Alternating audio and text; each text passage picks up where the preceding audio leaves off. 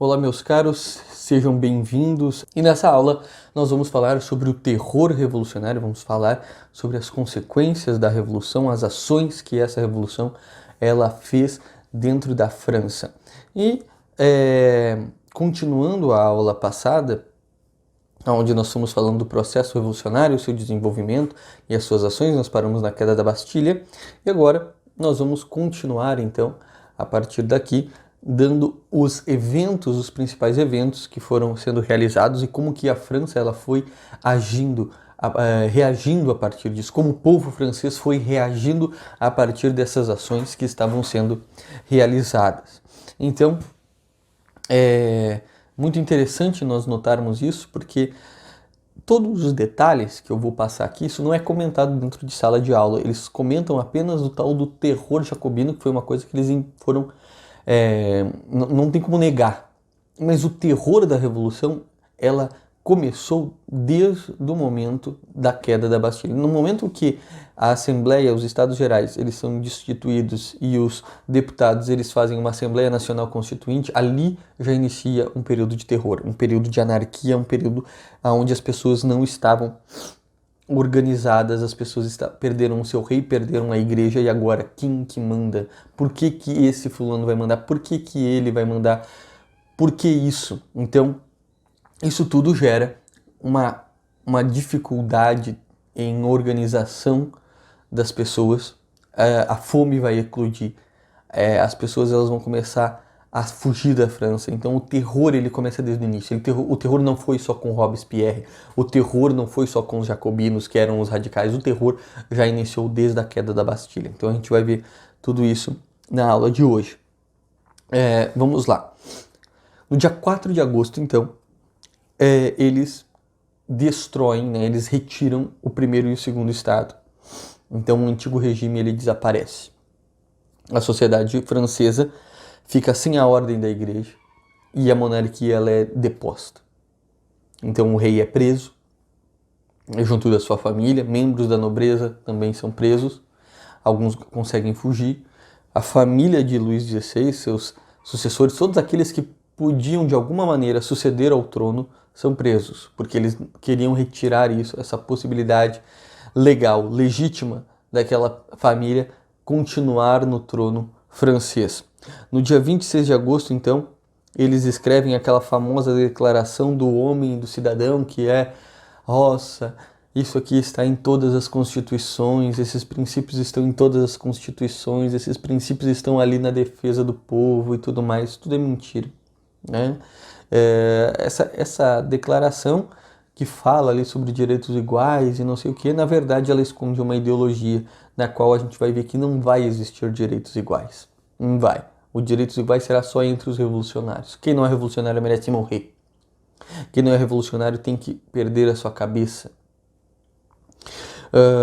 E aqui, quando eles fazem isso, inicia o período do grande medo. O que é o período do grande medo? Bom, o rei era quem mandava, mas não tem mais rei. O rei foi deposto. A igreja era quem dava a ordem moral ao povo, e agora não tem igreja. A igreja está sendo abafada, está sendo controlada pelos republicanos, eles estão impedindo a igreja de chegar ao povo. A gente já vai ver como é que eles vão fazer isso. Então aqui inicia um período de grande medo. O Edmund Burke, no livro, deixa eu pegar aqui, Reflexões sobre a Revolução Francesa, ele mostra os números de milhares de franceses que começam a ir para a Inglaterra, que começam a ir para o Flanders, começam a ir para a Espanha, começam a ir para a Itália, começam a ir para os ducados da Alemanha, porque aquilo ali era algo absurdo que estava ocorrendo. Eles não... eram uma coisa de louco. E as pessoas elas ficam, bom, não era isso aqui está muito estranho. O pessoal do interior da França, eles não vão ser atingidos tão diretamente quanto o pessoal que estava nos centros urbanos, na cidade de Lyon, nas grandes cidades, na cidade de Paris. E essas grandes cidades elas vão ser... A ação vai ser mais efetiva, vai ser mais direta. Agora nessas outras cidades não tanto. Mas isso vai dar um grande medo no povo. Porque entra-se em um colapso social, entra num colapso social. É a mesma coisa que no Brasil, de repente, não tem mais presidente, não tem mais judiciário, e não tem nem igreja. É tirado tudo, tudo é derrubado, tudo é destruído. Isso, o que vira? Vira uma anarquia, vira uma algazarra, vira uma maluquice. Então aqui eclode um grande medo no povo. Para resolver esse grande medo, então, os revolucionários começam a fazer algumas ações. A primeira coisa, bom, nós tiramos a monarquia, nós precisamos agora dominar a igreja. A igreja, ela tem um poder muito grande dentro da sociedade francesa. Um poder de ensino, um poder educativo, um poder de formação, um poder de influência de opinião. Então nós precisamos controlar isso. Então eles escrevem em 1790 a Constituição Civil do Clero. Ou seja, a partir daqui o clero torna-se funcionário público. Os bispos passam a ser eleitos pelo povo, pagos pelo Estado, como funcionários públicos, e os padres também. As eleições episcopais transcorriam a nível de departamentos e dos padres de nível comunal. Ou seja, quem vai ser o padre dessa comunidade aqui? A comunidade vai votar e vai eleger o padre. Quem vai ser o bispo? Daí o comitê revolucionário vai resolver quem vai ser o bispo. Isso é o que acontece em Cuba, é o que acontece na China, é o que acontece na União Soviética. Ou seja, nas revoluções comunistas eles fazem a mesma coisa, eles controlam a igreja, transformando a igreja em cargos públicos. Então, os bispos hereges, os padres hereges, os padres que já estavam sendo guiados pelo jansenismo, que já tinham aquele coração duro, que não tinham uma fé verdadeira, o que aconteceu? Esses caras, eles cederam. Então, por quê? Porque eles começaram a receber regalias do Estado. Agora, os verdadeiros católicos, eles vão ser mortos. Os bispos que negarem vão ser mortos. Os padres que negarem serão mortos, serão perseguidos. E todos aqueles que defenderem bispos, defenderem padres, defenderem membros religiosos que não quiseram se tornar revolucionários, serão mortos. Então, aqui a gente consegue ver visivelmente, ficar nitidamente, que essa revolução ela não tinha liberdade, fraternidade e igualdade. Isso é mentira. Era somente liberdade, fraternidade e igualdade para aqueles que aceitavam as ideias revolucionárias. Enfim, o que vai ocorrer a partir daqui então? Eles escrevem, essa Constituição ela é formada de 140 artigos. Vou comentando aqui alguns. Primeiro, a mudança do Pai Nosso. Então, Pai Nosso que estais no céu, santificado seja o vosso nome, venha a nós o vosso reino. Não é reino, não pode dizer reino, porque não tem mais reino, não tem mais império, e sim república. Venha a nós a vossa república. Os caras mudaram o Pai Nosso e proibiram o Pai Nosso de ser rezado da maneira correta dentro da igreja. Veja só que maluquice, que loucura, que loucura. A educação passa a se tornar do Estado agora, então a educação é pública, ela é laica, ela retiram as ordens religiosas, retiram a igreja que sempre foi o centro educacional daquele país desde Clovis, desde o ano do século XV, eles retiram e tomam do Estado. Por quê? Porque eles sabiam que a igreja ela era a grande educadora. Enfim, a tudo que é da igreja, então, todas as propriedades da igreja tornam-se do Estado. As ordens religiosas tornam-se propriedade do Estado também. Até hoje a Notre Dame, se eu não me engano, ela é do Estado. Se você tem que entrar numa igreja e pagar para entrar, se eu não me engano, você tem que pagar para entrar na Catedral de Paris, na Notre Dame. Nunca fui, mas alguém já me falou isso, agora eu não me recordo.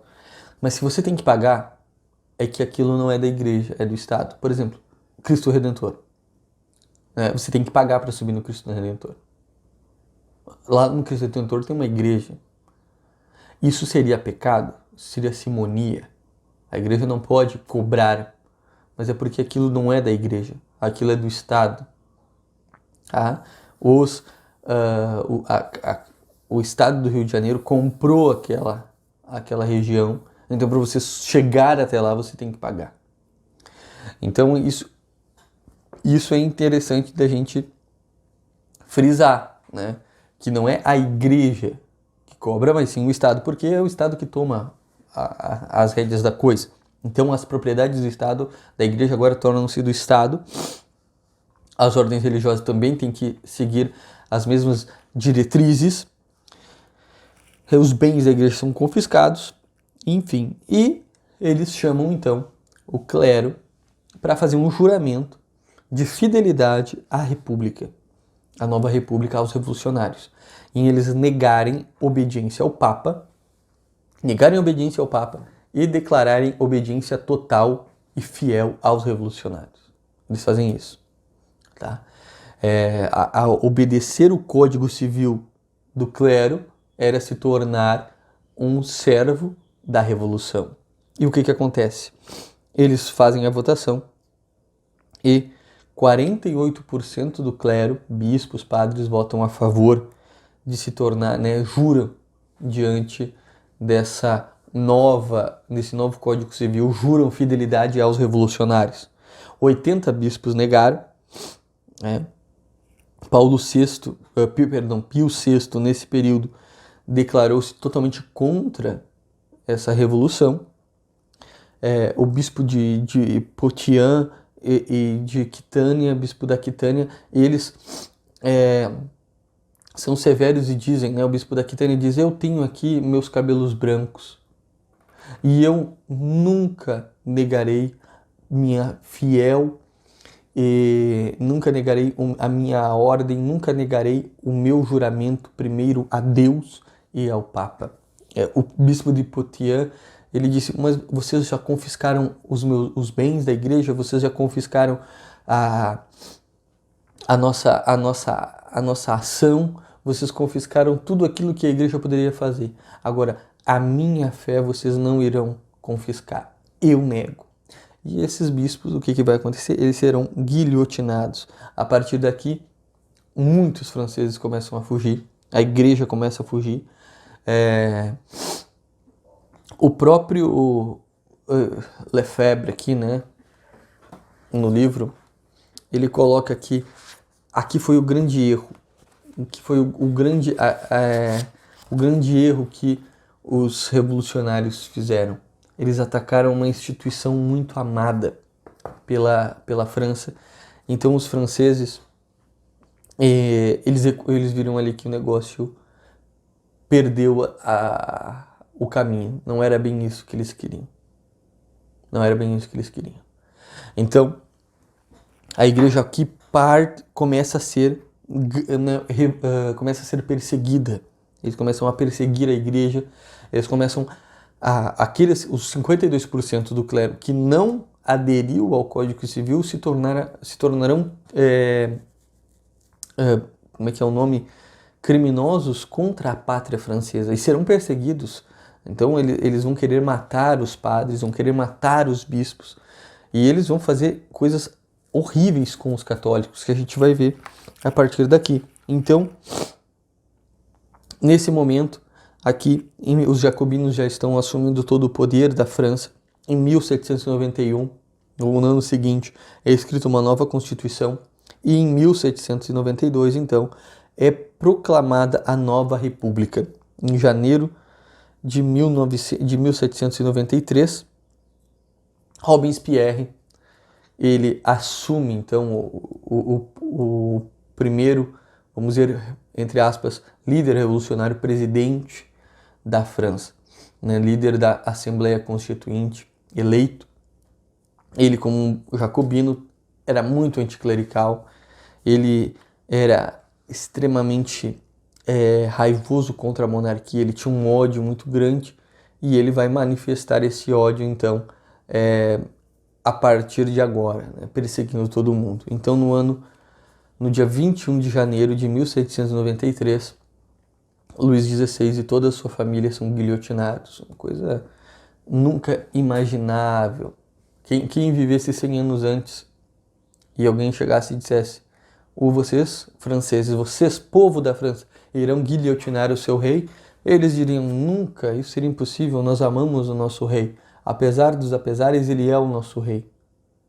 Só que eles conseguiram mobilizar isso, eles conseguiram manipular o povo e o povo mata o seu rei.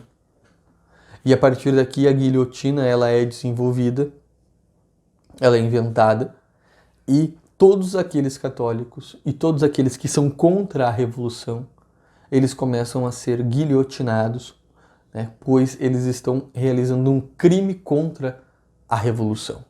Agora a revolução, então, aquelas fases, as fases do Monsenhor de Segura que são vistas nitidamente. Então, a primeira foi a crise religiosa, né, a revolução religiosa, o ataque à igreja. Depois é deposto o monarca.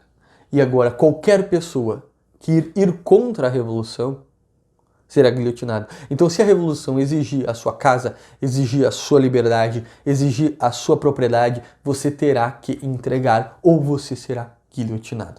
Então, em apenas um ano, de 1793 a 1794, né, serão 59 mil católicos guilhotinados pela Revolução Francesa. 59 mil católicos guilhotinados. As Carmelitas de Paris, naquele famoso livro Diário das Carmelitas, elas são todas guilhotinadas, cantando Veni Creator Spiritus. Aquilo foi horrível. Aquilo que o impacto social que aquilo deu foi horrível, porque eram freiras que viviam num claustro, que viviam rezando, que simplesmente não aceitaram obedecer à revolução. Simplesmente por isso. E eles vão lá e guilhotinam todas elas, tá? Os padres começam a ser decapitados. E aqui é um ponto interessante. A igreja na França ela estava passando por uma crise. Ela não estava no seu auge. Então muitos padres estavam numa fé frívola. Estavam com uma fé fraca. Estavam fracos, mas no momento, né, ali no momento que foi necessário um testemunho de fé, muitos padres eles deram esse testemunho de fé e morreram por Cristo. Então isso me chama a atenção para o Brasil, por exemplo. Hoje nós vemos um clero que muitas vezes está fraco, que cai nessas besteiras revolucionárias, que cai nessas besteiras globalistas e tudo mais, mas talvez quando tiver uma perseguição, esse clero vai dar testemunho de fé verdadeira, que foi o que aconteceu com o clero da França, né? com os padres da França. E, enfim, a partir disso aqui, né? Dessa perseguição aos católicos, dessa perseguição aos cristãos, desse terror que se instaura na França, na Vendéia, em uma cidade, nós vamos ter aqui uma tentativa de católicos em defenderem a sua fé, em defenderem a sua liberdade religiosa, em defenderem os padres, em defenderem a igreja e pegarem armas e lutar contra os revolucionários. Da mesma maneira que os cristeiros fizeram no México, os valdenses, eles vão se unir e lutar contra a revolução para, assim, conseguir defender os seus princípios. Então, o motivo da revolta da Vendéia, que nós vamos comentar agora na próxima aula, ele vai ser um motivo religioso, porque eles se depararam com toda a perseguição que estava ocorrendo na igreja, com a morte dos padres, com a morte da igreja, o confisco, as obrigações que a revolução estava fazendo para a igreja, e eles resolvem então defender a sua fé. Então alguns dizem que a revolta da Vendéia foi por motivos econômicos. Mentira, mentira, mentira. A revolta da Vendéia foi um motivo totalmente religioso. Esses homens e mulheres, crianças e idosos que lutarão contra a revolução, contra os exércitos o exército azul, o exército dos revolucionários, lutarão por motivo religioso, lutarão em defesa da sua fé. Espero que vocês tenham gostado dessa aula, espero que vocês tenham entendido tudo. Um forte abraço, Deus abençoe e fiquem com Deus.